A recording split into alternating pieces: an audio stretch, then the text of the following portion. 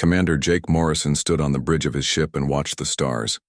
He had seen these same stars for 40 years, but today, they looked different. Today, they looked like enemies. His communication officer turned to him with fear in her eyes. "Sir, the Federation Council has made their decision." Jake closed his eyes for a moment. He already knew what the answer would be. The Galactic Federation had been discussing the human problem for months. Humans were too fast, too smart, too dangerous. They built things too quickly and asked too many questions. "Tell me," Jake said quietly. "All humans must leave the galaxy. Within 1 year, no exceptions." The bridge went silent. 23 officers stared at their commander, waiting for him to say something that would make this nightmare go away. But Jake Morrison had no magic words. He had only the truth. "They're afraid of us," he said finally. "We've been part of their federation for 200 years.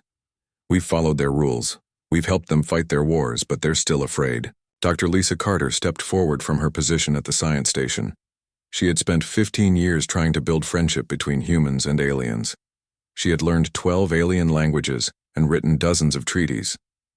"There has to be something we can do," she said. "Some way to change their minds." Jake shook his head. "I've been talking to other human commanders across the galaxy. The vote wasn't even close. 300 alien worlds voted to exile us. Only 50 voted to let us stay." "What about our colonies?" asked Lieutenant Ben Rogers from the navigation station. "We have families on 60 different worlds, children who were born here." "Everyone leaves," Jake replied. "Every human, everywhere.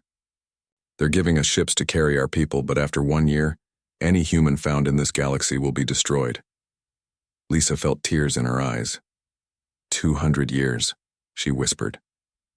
"We gave them 200 years of loyalty." Jake activated the ship's communication system. His voice would now reach every human ship in the sector. "This is Commander Morrison to all human vessels. Code Red 7. Begin immediate evacuation procedures. All civilians are to be moved to transport ships within 72 hours. The next few days passed like a terrible dream. Human families packed their entire lives into small bags. Children asked their parents why they had to leave the only homes they had ever known. Parents tried to explain something they didn't understand themselves, but humans had always been good at surviving impossible situations. Within a week, the evacuation was moving smoothly. Transport ships carried millions of people toward the edge of the galaxy. Military ships like Jake's formed protective groups around them. Captain Ben Rogers had been given a special mission. His ship, the New Horizon, was faster than any other human vessel. While the main evacuation continued, Ben and his crew had a different job. "Remember," Jake told him during their final meeting, "we need everything you can get. Technology, weapons, star charts, anything that might help us survive." Ben nodded. He understood. If humans were going to be thrown out of the galaxy, they needed to take some of the galaxy's secrets with them. The New Horizon moved through space like a ghost. Ben's crew had spent years learning about alien technology. They knew which Federation research stations had the best equipment and which ones had the weakest defenses. Their first target was a Zephyrian science station near the edge of Federation space. The Zephyrians had invented the quantum fold drive that let ships travel between stars in minutes instead of years.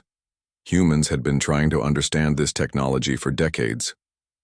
"Security is light," reported his tactical officer. "Only 2 guard ships." "Good," Ben replied. "Remember, we're not here to fight.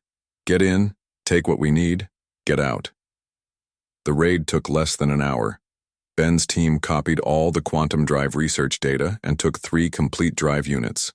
They also found something unexpected: files about dimensional research. The Zephyrians had been trying to punch holes between different realities. Their second target was a Corvin weapons facility. The Corvins made the most powerful energy weapons in the galaxy. Ben's crew took weapon designs, manufacturing equipment, and several prototype devices that even the Corvins didn't fully understand. By the time Federation forces realized what was happening, the New Horizon had hit 6 different targets and was racing back toward the human evacuation fleet. "They're coming after us," reported the sensor operator. 50 Federation ships moving fast. Ben smiled grimly. Let them come. We got what we came for. The New Horizon reached the evacuation fleet just as Federation warships appeared on the horizon. Jake's military ships formed a defensive line, but everyone knew they were outnumbered. Jake, Ben called over the communication system. I have the data, the quantum drive plans, dimensional research, everything we talked about.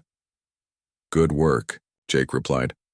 Now we need to get out of here before they destroy us all. Dr. Lisa Carter had been working frantically for weeks on a project that seemed impossible. Using stolen Federation technology and human engineering, she was trying to build a portal that could take them beyond the galaxy's edge. The portal is ready, she announced. But I don't know where it leads. It could take us to empty space, or to another galaxy, or to nothing at all. Jake looked at the Federation fleet getting closer. He looked at the million human ships waiting for his decision. He thought about his daughter who was on one of those transport ships trusting him to keep her safe. We take the chance, he decided. Forward into the unknown is better than death here. The portal opened like a giant eye in space. It was beautiful and terrible, swirling with colors that had no names. One by one, the human ships began to disappear into it. As Jake's ship entered the portal, he took one last look at the galaxy that had been humanity's home. We'll be back, he promised quietly.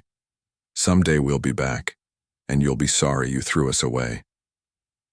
The portal closed behind them, and humanity vanished from the galaxy. The Federation celebrated, thinking they had solved their human problem forever. They had no idea what they had just created. 50 years had passed since the Great Exile, and Admiral Kate Phillips stood where Commander Jake Morrison once did. The bridge looked different now. Everything looked different. Outside the window, instead of stars, there was only darkness. The space between galaxies was almost empty, with only tiny spots of light scattered across impossible distances. This was the void, and it had become humanity's home. Report, Kate said to her officers. Food production is at 90%, replied her supply officer. The hydroponic farms are working well. Water recycling is at full capacity. Kate nodded. Humans had learned to live on almost nothing. Every drop of water was precious. Every piece of metal was recycled again and again. Nothing was wasted in the void. What about Tony Blake's project, she asked. Her science officer smiled. He says he's close to another breakthrough. He wants to show you something. Kate left the bridge and walked through the corridors of her ship. But calling it a ship wasn't really correct anymore. Over 50 years, the human fleet had changed. Ships had been connected together with tunnels and bridges. Small ships had been built inside larger ones. The fleet had become floating cities. She found Tony Blake in his workshop, surrounded by strange machines and glowing screens. Tony was the smartest human engineer in the fleet, and that was saying something. 50 years in the void had made all humans much cleverer. Admiral, Tony said without looking up from his work. Perfect timing. I want to show you what Amy Foster's team brought back. Amy Foster was the leader of humanity's scout teams. While most humans stayed with the main fleet, Amy and her people explored the void in small, fast ships. They looked for anything that might help humanity survive. What did she find this time? Kate asked. Tony held up a small silver object that seemed to shift and change as she looked at it. This came from a dimensional rift about 50 light-years from here. Amy says there are dozens of these rifts scattered through the void. Kate took the object carefully. It felt warm and cold at the same time. It seemed heavy and light. It hurt her eyes to look at it directly. What is it? I'm not completely sure, Tony admitted. But I think it's matter from another dimension, a place where the rules of physics are different. Kate stared at him. Different how? In our universe, energy and matter follow certain laws, but in other dimensions, those laws might be completely different. This piece of matter contains more energy than should be possible. It's like it exists in several places at the same time. Kate set the object down carefully. And Amy found more of these rifts? Dozens, maybe hundreds. Each one leads to a different dimension with different rules. Some have matter that flows like water but is harder than steel. Others have energy that moves backward through time. Kate felt excitement growing in her chest. For 50 years, humanity had survived in the void by being clever and careful. But this could be something more. This could be the key to becoming powerful again. I want to meet with Amy, she decided, and I want to see these rifts myself. 2 days later, Kate was aboard Amy Foster's scout ship, the Wanderer. Amy was a small woman with sharp eyes and hands that were always moving. She had spent more time in the void than almost anyone else. The first rift I found was an accident, Amy explained as they flew through the darkness. My ship's engines were damaged, and I was drifting. Suddenly I saw this crack in space that glowed with purple light. Did you go through it? Kate asked. Amy laughed. Not the first time, I was too scared, but curiosity killed the cat, as they say. I went back with a probe. The probe had discovered something amazing. Beyond the rift was a pocket of space where gravity worked differently. Objects could float without engines. Energy moved in strange patterns. Time itself flowed at a different speed. I spent a week in that dimension, Amy continued. When I came back, only 1 day had passed in our universe. Time moves faster there. They reached the rift after 6 hours of flying. Kate gasped when she saw it. It looked like someone had cut a hole in reality itself. Through the hole, she could see swirling colors and shapes that made no sense. We've sent probes through 47 different rifts, Amy said. Each dimension is different. Some are dangerous, some are empty, but a few contain things that could change everything for us. Kate watched as Amy's crew carefully collected samples from the rift's edge. The samples looked like normal metal, but when they brought them back to the ship, the metal moved and flowed like liquid. Tony thinks we can use this to build things that are impossible in our dimension, Amy explained. Ships that can repair themselves. Weapons that exist in multiple dimensions at once. Maybe even cities that can move between dimensions. Kate felt something she hadn't felt in 50 years. Hope. Real hope for humanity's future. When they returned to the main fleet, Kate called a meeting of all the senior officers. She told them about the dimensional rifts and the strange matter Amy's teams had discovered. This changes everything, Kate announced. We're not just refugees anymore. We have access to technologies that the Federation never dreamed of. Tony. Blake stood up, his arms full of strange devices. I've been working on prototypes. This is a power cell that uses dimensional energy. It can run a ship for years without refueling. He activated the device and it began to glow with soft blue light. The glow seemed to come from somewhere else, somewhere beyond normal space. And this, Tony continued, holding up what looked like a normal metal bar, is building material that exists in 4 dimensions at once. A wall made from this would be impossible to break because most of the wall exists where weapons can't reach it. Kate smiled as she watched her officers' faces. They were starting to understand what this meant. Humanity hadn't just survived in the void. They had found something that made them stronger than they had ever been. I want research teams working, with every rift we can find, Kate ordered.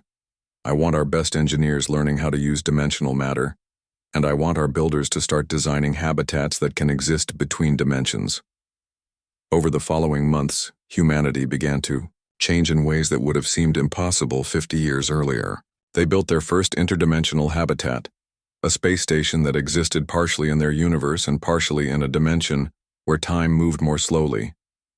Workers could spend weeks inside the station, while only hours passed in the main universe. Scientists could conduct long experiments without aging. Engineers could build complex devices with all the time they needed. Amy Foster continued to explore, finding new rifts and new dimensions. Some contained matter that could store infinite amounts of information. Others had energy that could power entire fleets without ever running out. But the most important discovery came from Tony Blake's workshop. Using dimensional technology, he built the first true dimensional engine. This engine could push a ship not just through normal space, but through the walls between dimensions themselves. We can go anywhere, Tony explained to Kate as they watched the engine's first test. Any dimension, any place, any time. The void isn't our prison anymore. It's our gateway to places the Federation never knew existed. Kate watched the test. Ship disappear into a dimensional rift and reappear on the other side of the solar system in seconds. The trip should have taken days using normal engines. How long until we can build more of these? She asked. With our new dimensional manufacturing facilities? 6 months for a prototype fleet, 2 years for full production. Kate nodded slowly. She was thinking about Jake Morrison's promise 50 years ago. He had said humanity would return to the galaxy someday. She was beginning to think that day might come sooner than anyone expected. But when humanity returned, they wouldn't be the same species that had been exiled. They would be something new, something that the Federation had never seen before. Something that existed between dimensions, impossible to stop and impossible to understand. The void had made humanity stronger than they ever dreamed possible.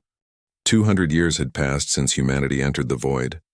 Director Ryan Walsh walked through the corridors of the Nexus Central, but these were not ordinary corridors.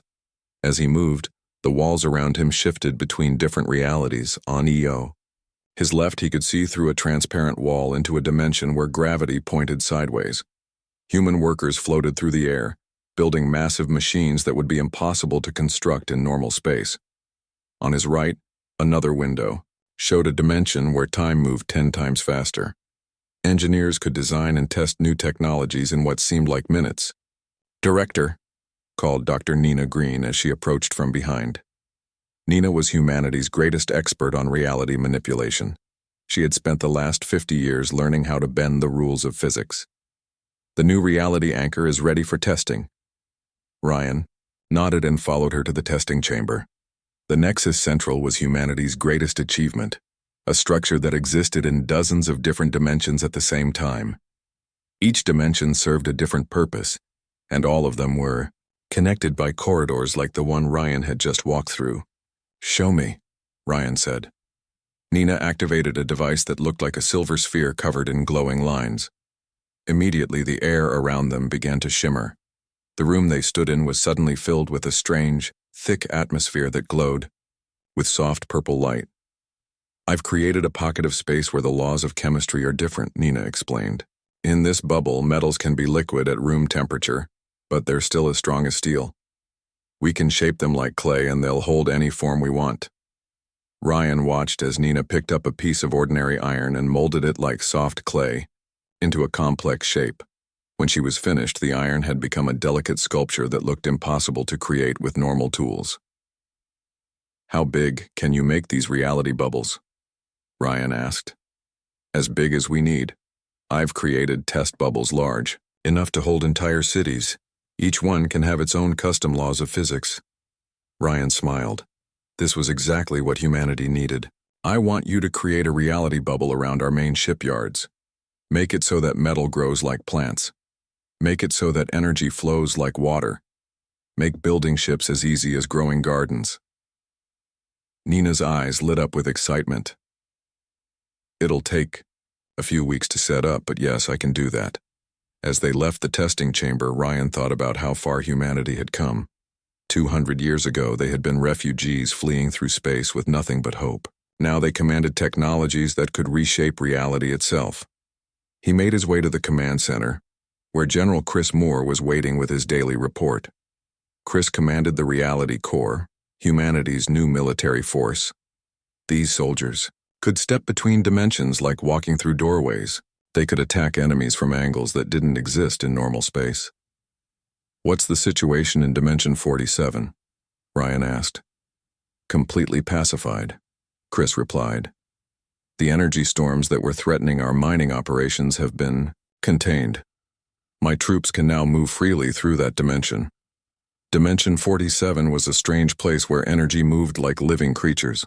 These energy storms could destroy ships and kill people, but they also contained power that could fuel human civilization for thousands of years. "And the new recruits?" Ryan continued. "Training is going well. We now have 50,000 Reality Corps soldiers. Each one can operate in at least 5 different dimensions. The advanced units can handle 10 or more." Ryan nodded with satisfaction. The reality core was unlike any military force that had ever existed. A single soldier could attack from multiple dimensions at once. They could disappear from one reality and appear in another. They could use weapons that existed partially in dimensions where different physical laws applied. "There's something else," Chris said, his voice becoming more serious.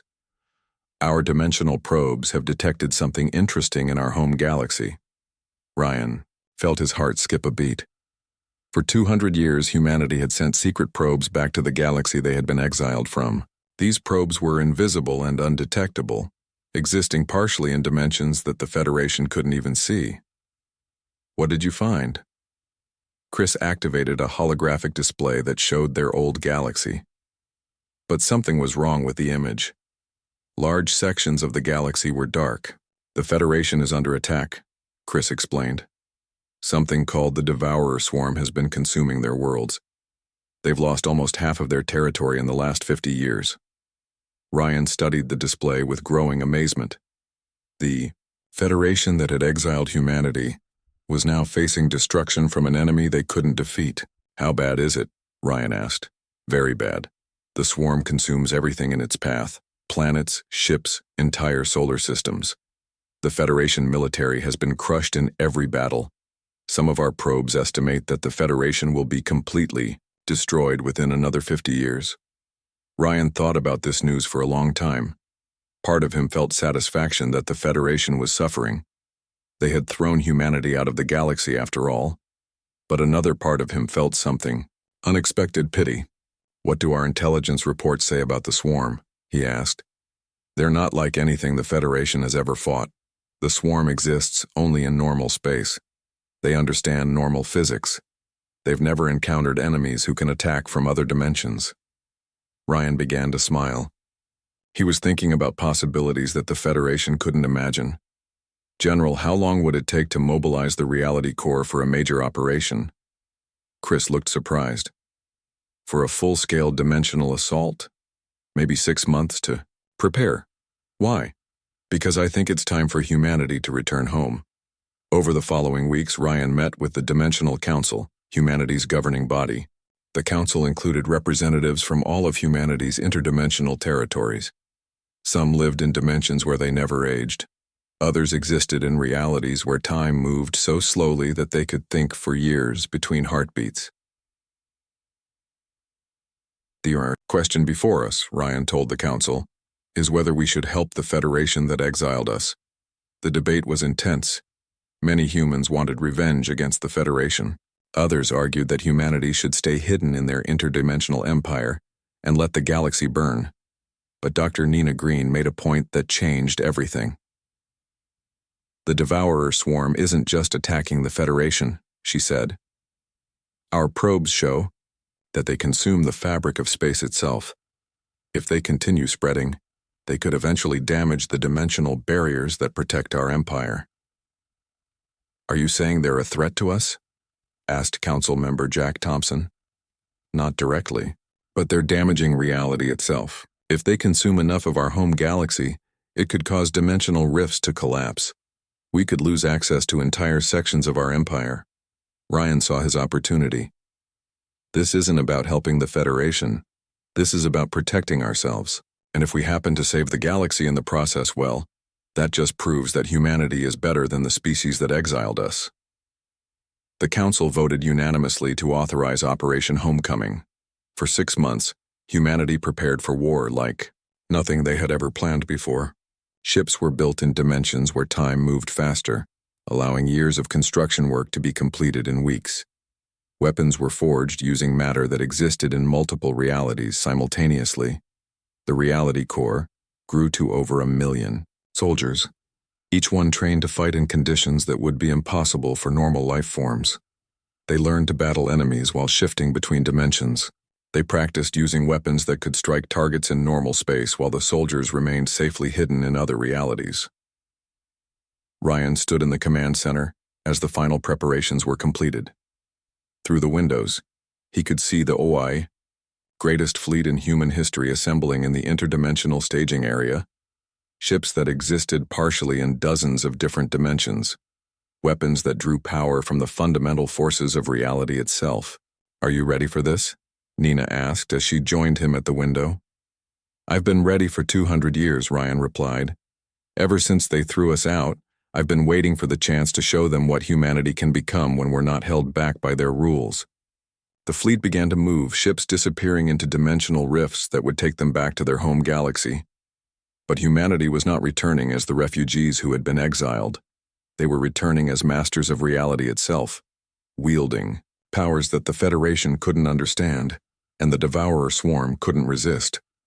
The galaxy was about to learn what happened when you underestimated humanity. High Coordinator Alex Kane watched through the dimensional viewer as his home galaxy came into sight. 300 years had passed since humanity's exile, and the galaxy looked very different now. Large sections that should have been filled with stars were now empty and dark. "The damage is worse than our probes reported," said Field Marshal Grace Lee standing beside him. Grace commanded the largest military force in human history. Her soldiers could fight in dozens of different dimensions at the same time.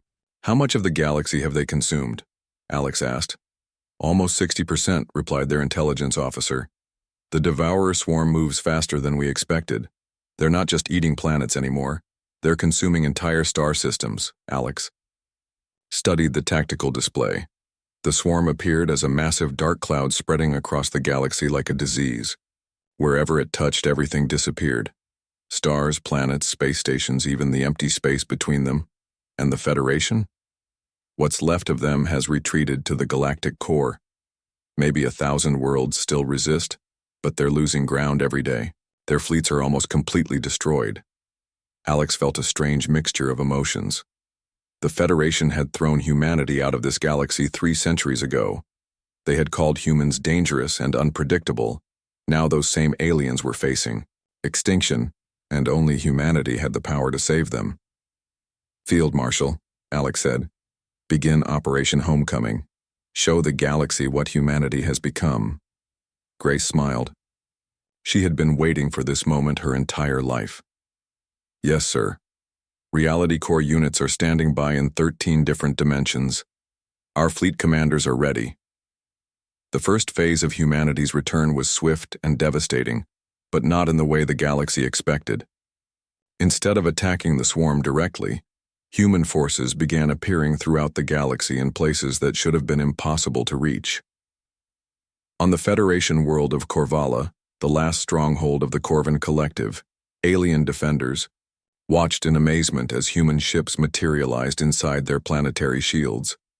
The ships appeared to be in several places at once, flickering between different dimensions.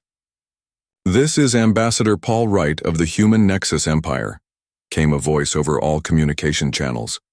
"We offer protection to any world that accepts our authority." The Corvan military commander, General Zefek, had fought humans 300 years ago during the exile.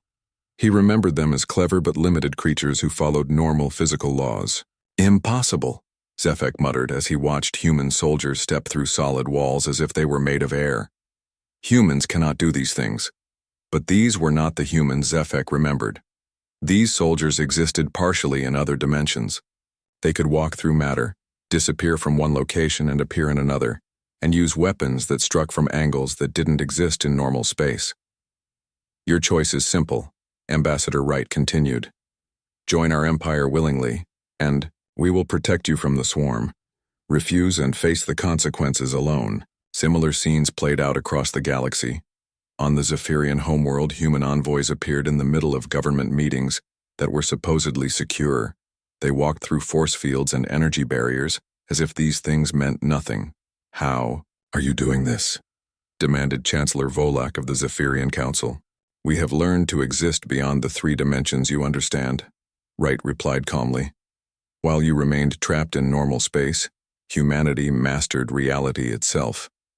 But humanity's real target was not the Federation remnants. Their target was the Devourer swarm." Field Marshal Grace Lee led the assault personally, commanding from a flagship that existed in 17 dimensions simultaneously.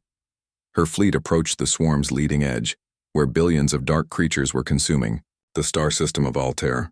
"All units begin dimensional deployment," Grace ordered. What happened next had never been seen before in galactic history. Human ships began attacking the swarm from dimensions that the creatures couldn't perceive. Weapons fired from parallel.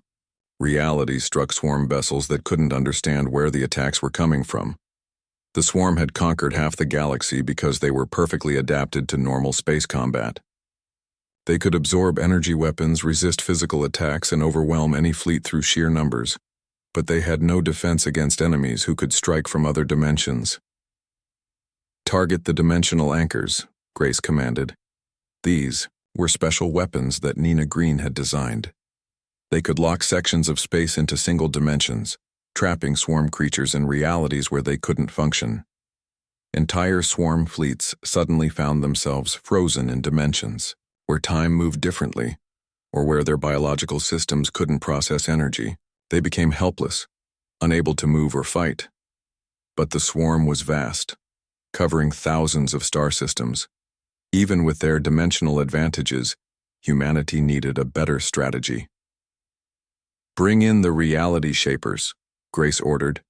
These were humanity's ultimate weapons, devices that could rewrite the laws of physics in large areas of space.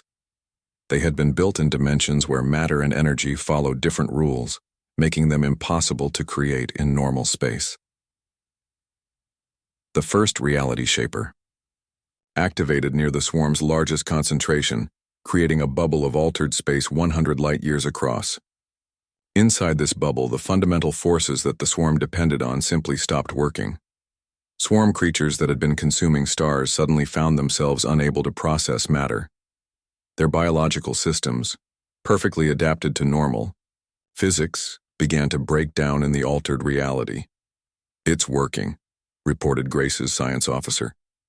The swarm is retreating from the altered zones. They can't survive in areas where we've changed the physical laws. Alex watched the battle from his command center in the interdimensional nexus.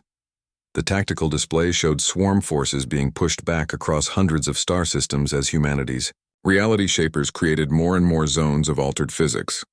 How long until we can clear the entire galaxy? He asked. At this rate, maybe 5 years, replied his strategic advisor. But sir, we're receiving surrender offers from Federation worlds faster than we can process them. Alex smiled. The same aliens who had voted to exile humanity were now begging for human protection.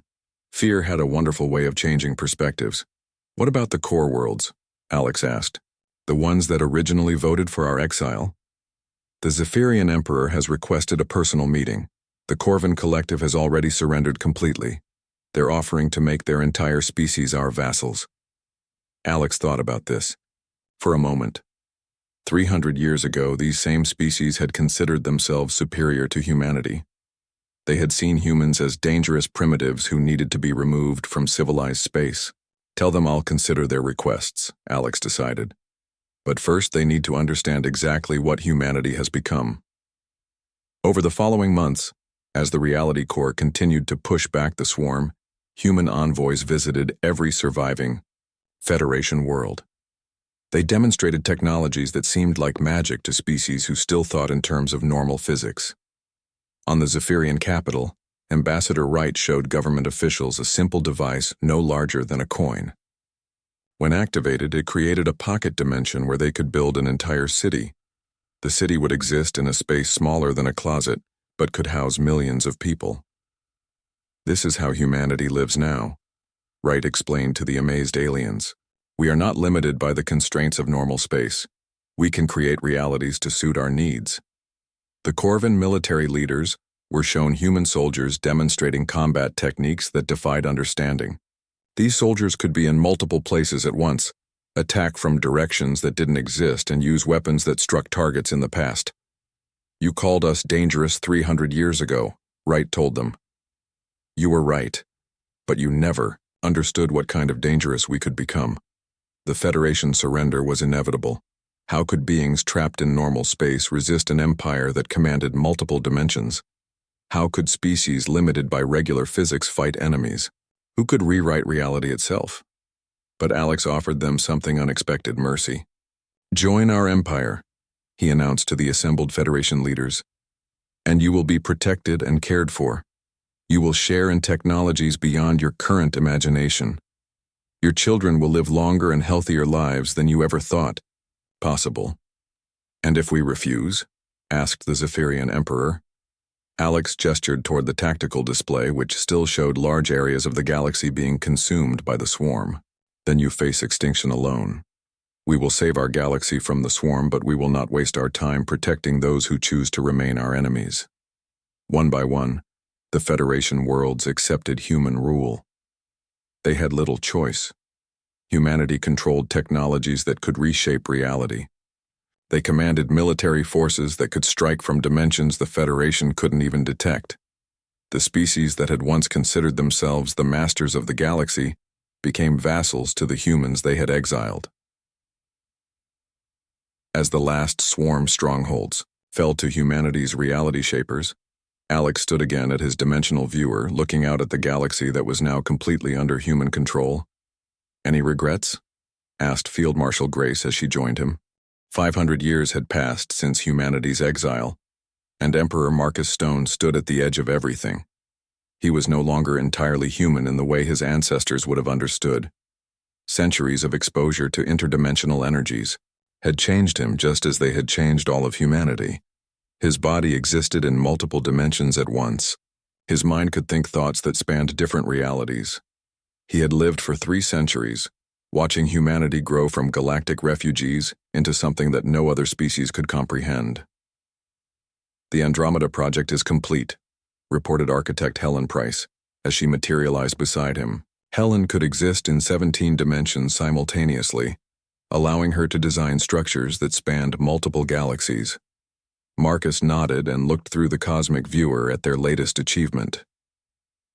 The entire Andromeda galaxy had been converted into a massive computational system. Every star was now a processing node. Every planet had become a memory storage unit. The galaxy itself was now a single, unimaginably powerful computer. "What is it computing?" Marcus asked. "Everything," Helen replied with a smile. "The behavior of every particle in our local galactic cluster. The possible futures of every dimension we've discovered. The mathematical foundations of reality itself." Marcus felt a familiar sense of wonder.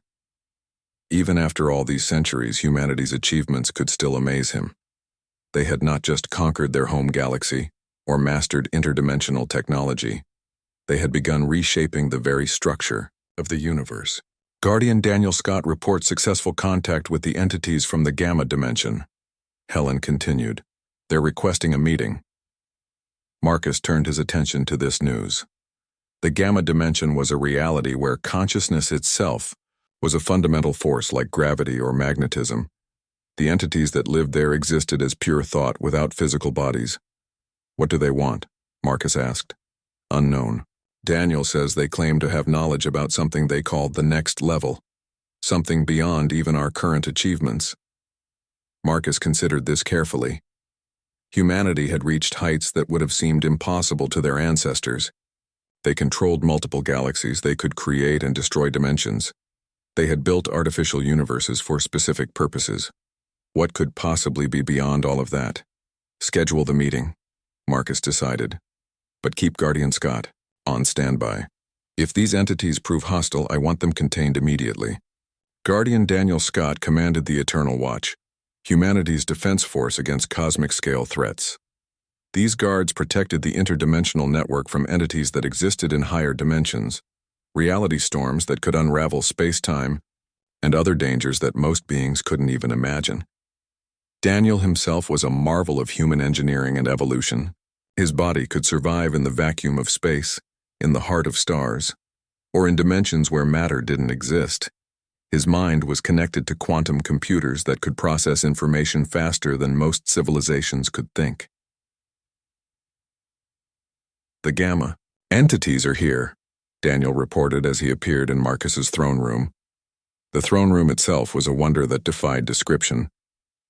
It existed in 47 dimensions simultaneously, allowing Marcus to observe and control the entire human Nexus empire from a single location. Through various windows and screens, he could see human activities across multiple galaxies and countless dimensions. Send them in, Marcus commanded. What entered the room was not physical in any normal sense. The gamma entities appeared as shifting patterns of light and thought, constantly changing shape and color. When they spoke, their words appeared directly in Marcus's mind. "Greetings, Emperor of the Nexus," the lead entity communicated. "We have watched your species' growth with great interest." "What do you want?" Marcus asked directly. Centuries of ruling an interdimensional empire had taught him to be direct with powerful beings. "To offer you knowledge of the next level. Your species has mastered three-dimensional space. You have conquered multiple dimensions. You have even begun to control the fundamental forces of reality. But there is more." Marcus leaned forward on his throne. "Explain. Beyond the dimensions you know, beyond the realities you can perceive, there exists a level of existence where entire universes are as small as atoms, where beings create and destroy cosmic structures the way you once created and destroyed buildings." The entity projected images into Marcus's mind. He saw vast intelligences that existed outside of space and time entirely. He saw cosmic engineers who built universes as art projects. He saw civilizations that used entire galactic clusters as the components of larger machines. "This is the next level," the entity continued, "the place where truly advanced civilizations eventually reach. Your species is very close to this transition." Marcus felt excitement building in his chest, but also caution. What would this transition require? The abandonment of your attachment to individual physical existence, the merging of all human consciousness into a single, cosmic-scale intelligence, the transformation from a species that lives within reality to a species that creates and controls reality.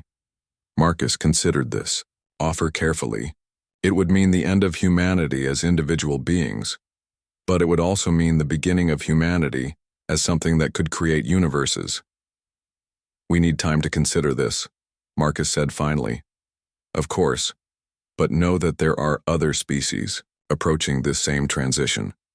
The first to reach the next level will have advantages that cannot be undone." After the entities left, Marcus called a meeting of the Imperial Council. This included the greatest human minds from across the Empire, many of whom existed in forms that would have been unrecognizable to their ancestors. "The question before us," Marcus told the council, "is whether humanity should abandon individual existence to become something greater."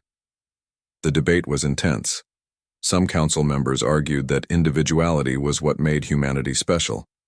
Others claimed that refusing the transition would leave humanity vulnerable to species that made the leap first. Architect Helen Price raised a crucial point. "What if we don't have to choose? What if we can find a way to reach the next level while preserving some form of individual existence?" "Is that possible?" Marcus asked. "I don't know, but I think we should try. Humanity has always found ways to break the rules that other species accept." Over the following years, humanity's greatest minds worked on this problem. They studied the cosmic scale intelligences that the gamma entities had shown them. They experimented with ways to link human consciousness while preserving individual identity. The breakthrough came from an unexpected source. A young human engineer named Sarah Blake, working in a dimension where time moved backward, discovered that consciousness could exist simultaneously at multiple scales. "We don't have to choose between individual and cosmic consciousness," Sarah explained to the Imperial Council. "We can be both at the same time, individual humans linked into a larger intelligence that is also individual at the cosmic scale." Marcus approved the experiment. Using technology that combined insights from dozens of dimensions, humanity began the process of becoming something new. Not the loss of individuality that the gamma entities had described, but the expansion of humanity into multiple levels of existence simultaneously. The results were beyond anything they had imagined. Humans remained individual beings, but they were also part of a larger consciousness that could think on a cosmic scale. They could exist as people, but also as forces of nature that reshaped reality. Marcus himself became the first multi-level human. He remained Emperor Marcus Stone with his own thoughts and personality. But he was also the Nexus Intelligence, a cosmic-scale mind that could process information from entire universes. "How do you feel?" Architect Helen asked after his transformation. Marcus smiled, and his smile created new stars in a distant galaxy. "I feel like we've just proven once again that humanity doesn't follow anyone else's rules." The transformation spread throughout the human empire. Millions of people chose to become multi-level humans, expanding their existence to cosmic scales, while remaining themselves. Others chose to stay in traditional human form, but with access to technologies that made them godlike by the standards of their ancestors. Humanity had become something that existed simultaneously as individuals and as a cosmic intelligence. They could think human thoughts and universe-scale thoughts at the same time. They could care about individual people and manage entire galactic clusters with equal ease. It was at this moment that the visitors arrived. They came from outside the local galactic cluster, representatives of a coalition of species that had heard rumors of humanity's achievements. Their leader was a being that existed as a pattern of crystallized time, speaking through devices that translated thoughts into reality. "We have come to understand," the visitor announced, "how a single species transformed from galactic outcasts into masters of multiple levels of existence. Emperor Marcus, existing simultaneously as a human and as a cosmic intelligence, welcomed the visitors to his throne room that now spanned several dimensions." "What do you wish to know?" Marcus asked. "Everything. How did you transcend the limitations that constrain all other species? How did you become more than any civilization in known existence?"